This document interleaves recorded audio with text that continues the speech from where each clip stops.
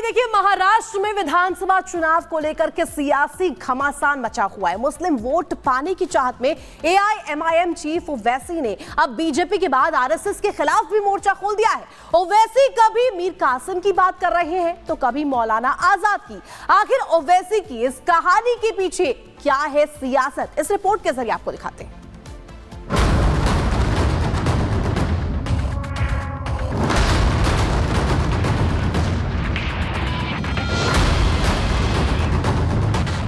जैसे जैसे महाराष्ट्र चुनाव की वोटिंग डेट करीब आती जा रही है, वैसे ही अब मुद्दों से ज्यादा नारों पर बात हो रही है। वोटों का ध्रुवीकरण एक अलग ही लेवल पर पहुंच गया है। महाराष्ट्र में राजनीति और धर्मयुद्ध का कॉकटेल बन रहा है।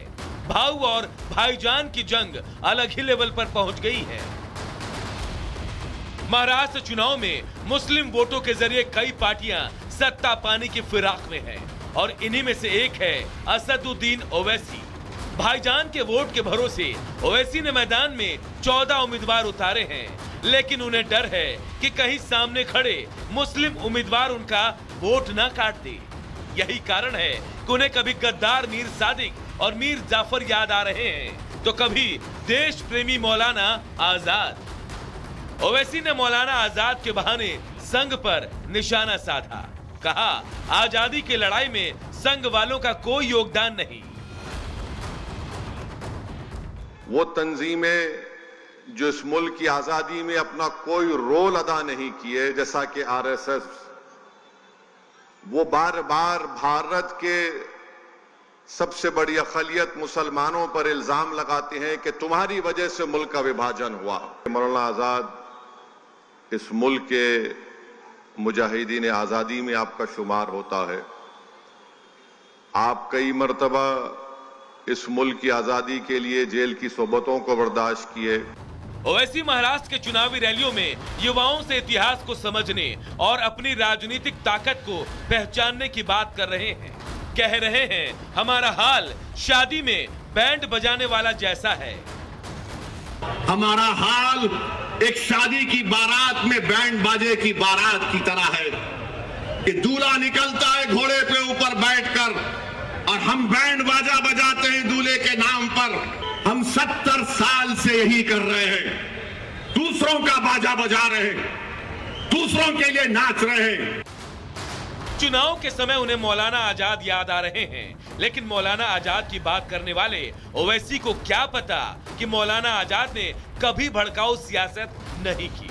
उन्होंने देश को जोड़ने का काम किया, लेकिन ओवैसी अपने जहरीले बोल से देश को तोड़ने की बात करते हैं। अपने नफरती पैगाम से देश में एकता और भाईचारा खत्म करना चाहते हैं।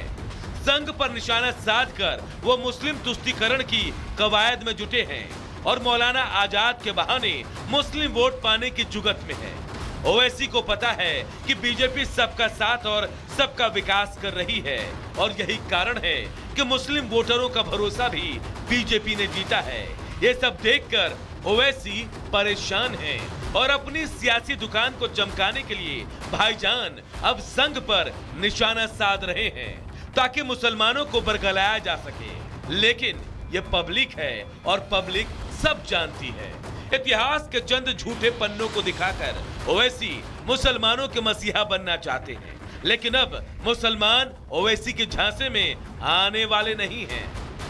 Bureau report, Republic Bharat.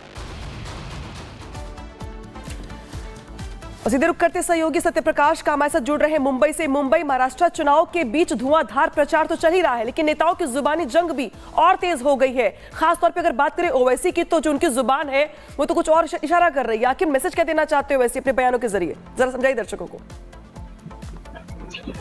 देखिए, 20 तारीख जैसे जैसे नजदीक आ रहा वैसे वैसे ओवैसी कहीं कहीं आक्रामक रूप में है और मुस्लिम हिंदू करने में लगे हुए हैं। लगातार वो भड़काऊ बयान दे रहे हैं। संभाजी नगर में दिए, कल मुंबई में उन्होंने लगातार 2 रैली की और रैली करने के बाद कहीं उनके निशाने पर कहीं बीजेपी, देवेंद्र फडणवीस और संघ था। लगातार ये कोशिश किया जा रहा है ओवैसी की तरफ से हिंदू मुस्लिम डिवाइडेड करने की कोशिश किया जा रहा है, क्योंकि जिस तरह से चुनाव का जो प्रचार का आखिरी दौर में है और 1 वीक और बचा हुआ है चुनाव होने में, मतदान होने में, तो कहीं न कहीं सारी पार्टियां लगी हुई है प्रचार करने में, जोर से प्रचार कर रही है। बात किया जाए तो आज महाराष्ट्र में प्रधानमंत्री नरेंद्र मोदी की 3 रैलियां हैं। अमित शाह के मुंबई में आज 2 सभा है। लगातार ये कोशिश किया जा रहा है कि जो प्रचार है जोर शोर से किया जाए और मतदाताओं के बीच में पहुंचा जाए, लेकिन जिस तरह से भड़काऊ बयान दिए जा रहे हैं ओवैसी की तरफ से, लगातार बीजेपी को टारगेट किया जा रहा है, हिंदू को टारगेट किया जा रहा है, सनातन को टारगेट किया जा रहा है, साथ ही संघ को टारगेट किया जा रहा है। तो इसको लेकर कहीं कहीं बीजेपी ने कड़ा रुख अपना लिया है और जो देवेंद्र फडणवीस जो उप मुख्यमंत्री हैं लगातार कहीं कहीं ओवैसी के सारे बयानों को जवाब दे रहे हैं। फिलहाल आज जो है महाराष्ट्र में प्रधानमंत्री मोदी का 3 चुनावी सभा है और अमित शाह का 2 चुनावी सभा है मुंबई में और लगातार प्रचार प्रसार शुरू है। जी बिल्कुल सत्य विजय, अहम जानकारी यहां पर दे रहे हैं आप। जैसे जैसे वोटिंग के दिन नजदीक आ रहे हैं वैसे वैसे जो जुबानी हमले हैं वो भी और तेज हो रहे हैं। लेकिन इन हमलों के पीछे की रणनीति क्या है? आखिर क्यों मुस्लिम वोट बैंक को लेकर ओवैसी की बयानबाजी तेज होगी? जरा ये भी समझ लीजिए। देखिए महाराष्ट्र में मुस्लिम वोटर कितने प्रभावी है, जरा ये समझ लीजिए तो जान जाएंगे आप कि आखिर ओवैसी की बयानबाजी आखिर इस तरह से क्यों आगे बढ़ रही है। महाराष्ट्र में 1.3 करोड़ मुसलमान यहाँ पर है, जिनकी आबादी काफी ज्यादा अपने आप में। कुल 11.24 करोड़ आबादी का जो है हिस्सा, बहुत बड़ा हिस्सा जो है वो मुस्लिम वोटर्स का है। 38 विधानसभा सीटों में 20% आबादी जो है मुस्लिमों की है। 9 सीटों पर 40% से ज्यादा मुस्लिम आबादी है, तो कई सीटें ऐसी जो प्रभावित कर रही हैं। 10 सीटों पर 25% से ज्यादा मुस्लिम आबादी है। लोकसभा चुनाव में एमवीए को बड़ी संख्या में मुस्लिम वोट मिले थे और यही वजह अपने आप में कि जो पॉलिटिकल पार्टीज हैं उनकी ओर से स्ट्रेटेजी दरअसल ये है कि जो मुस्लिम वोटर्स हैं उनको अपने पाले में लाया जाए, सीटों में इजाफा किया जाए और परफॉर्मेंस बेहतर की जाए। हालांकि जिस तरीके से यहाँ पे देखिए किस सीट पर कितनी मुस्लिम आबादी, जरा ये भी समझ लीजिए। किस सीट पर जो आबादी है वो ज्यादा है कम है, जरा ये समझ लीजिए सीटों के जरिए।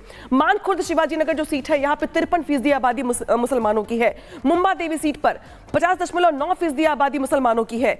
भाई खाला की देखिए 41.05% आबादी मुस्लिमों की है। धारावी की जब हम बात करते हैं जो अपने आप में एशिया का सबसे बड़ा स्लम इलाका है, वहां पे 33.05% आबादी जो है मुसलमानों की है। वर्सोवा में 33.05% आबादी मुसलमानों की है। बांद्रा अगर ईस्ट की बात कर रहे हैं तो वहां पर भी आबादी लगभग इतनी ही है। मलाड वेस्ट की जब हम बात करते हैं तो यहाँ पे 27.7% आबादी मुसलमानों की है। अंधेरी वेस्ट की जब हम बात कर रहे हैं यहाँ पे, जो कि अपने आप में पॉश इलाका भी माना जाता है, यहाँ पे भी जो आबादी मुसलमानों की है वो 27.1% है। बांद्रा वेस्ट की बात करें तो 25.3% आबादी यहाँ पर मुसलमानों की। तो देखिए ये 9 सीटें ऐसी हैं जहां पर मुसलमान जो है वो हर सीट पे लगभग देखिए 30% से ज्यादा है। कुछ सीटें तो ऐसी भी हैं जहां पर आबादी 50% से भी ज्यादा, यानी कि यहां पर जो मुस्लिम जो वोटर्स हैं वो निर्णायक भूमिका में है। और यही वजह है कि हर पॉलिटिकल पार्टी की ओर से प्रयास दरअसल ये है कि इन्हीं वोटर्स को अपने पाले में लाया जाए और सीटें बढ़ाई जाए। सीधे रुख करते सहयोगी मोनिका का।